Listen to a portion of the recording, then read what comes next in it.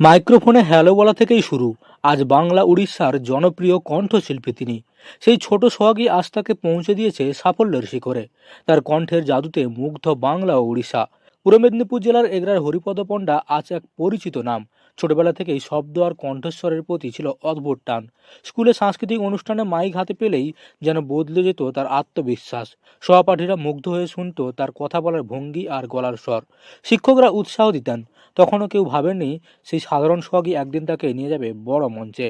গ্রামের সাধারণ পরিবেশ থেকে শুরু হয়েছিল তার স্বপ্ন দেখার পথ চলা। ছোটবেলা থেকে আহ, এই বিষয়টা নিয়ে যে আমি মানে অ্যানাউন্সার হব বা আমার ভয়েস, আমার কথাবার্তা শুনবেন, বিজ্ঞাপনের কাজে আমার ভয়েস লাগবে, এটা কিন্তু আমার ভাবনার মধ্যে ছিল না। ছোটবেলাতে সত্যি কথা বলতে কি, আমার বন্ধু বান্ধব যারা আছেন, সেই বন্ধু বান্ধব আমাকে মানে আমার একটু ভয়েসটা একটু মোটা ধরনের ছিল। তখন থেকে এবং মাইক্রোফোনের কাছাকাছি আমরা গিয়ে বিভিন্ন অনুষ্ঠান হতো, তখন আমি যে ছোটবেলাতে গিয়ে এই যে হ্যালো হ্যালো বলে দিয়ে ছুটে চলে যাওয়া বাচ্চাদের এই খেয়ালিপনা ছিল, সেইটা একটু বলে হ্যাঁ হচ্ছে তো, এইটা বলে তারা কিন্তু আমাকে উৎসাহ দিয়েছিল আমার বন্ধুরা। তৃতীয় শ্রেণীতে পড়ার সময় প্রথম মাইক্রোফোন হাতে নেওয়া। একটি ছোট্ট অনুষ্ঠানে হ্যালো বলেই শুরু হয়েছিল তার যাত্রা। সেই মুহূর্তটাই যেন বদলে দেয় তার জীবন।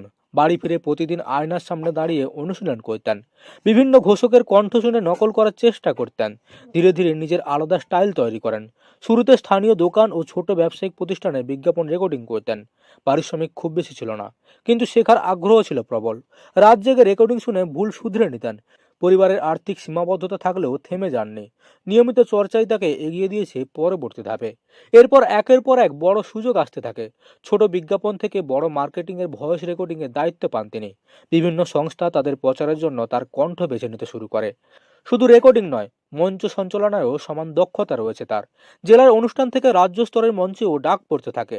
ধীরে ধীরে তার পরিচিতি ছড়িয়ে পড়ে পশ্চিমবঙ্গ ছাড়িয়ে উড়িষ্যা পর্যন্ত। স্পষ্ট উচ্চারণ, আবেগময় উপস্থাপনা ও শক্তিশালী কণ্ঠ তাকে অন্যদের থেকে আলাদা করেছে। শ্রোতারা তার কণ্ঠ শুনলেই চিনে ফেলেন। বহু ব্যবসায়িক প্রতিষ্ঠান নতুন প্রচারের জন্য আজও তার সময় পাওয়ার জন্য অপেক্ষা করে থাকেন। গ্রাম বাংলার মাটি থেকে উঠে এসে কঠোর পরিশ্রম আর প্রতিভার জেরেই তিনি হয়ে উঠেছেন জনপ্রিয় কণ্ঠশিল্পী। এখনও নিজেকে শিক্ষার্থী বলতেই ভালোবাসেন তিনি। প্রতিদিন নতুন কিছু শেখার চেষ্টা করেন। তরুণদের জন্য তার বার্তা একটাই: স্বপ্ন দেখতে হবে, নিয়মিত অনুশীলন চালিয়ে যেতে হবে। তার মতো বড় শুরু নয়, ছোট পদক্ষেপই মানুষকে সামনের দিকে এগিয়ে দেয়। সেই ছোট্ট হ্যালো আজ হাজার মানুষের অনুপ্রেরণা। সত্যি ইচ্ছে থাকলে সামান্য সুযোগ থেকেও তৈরি হতে পারে বড় সাফল্য। নিজের কণ্ঠের জাদুতে তিনি প্রমাণ করেছেন, পরিশ্রম আর অধ্যবসায় থাকলে গ্রামের মাটিও আন্তর্জাতিক পরিচয়ের পথ খুলে দিতে পারে। পূর্ব মেদিনীপুরের এগরা থেকে মদন মাইতির রিপোর্ট, লোকাল 18 বাংলা।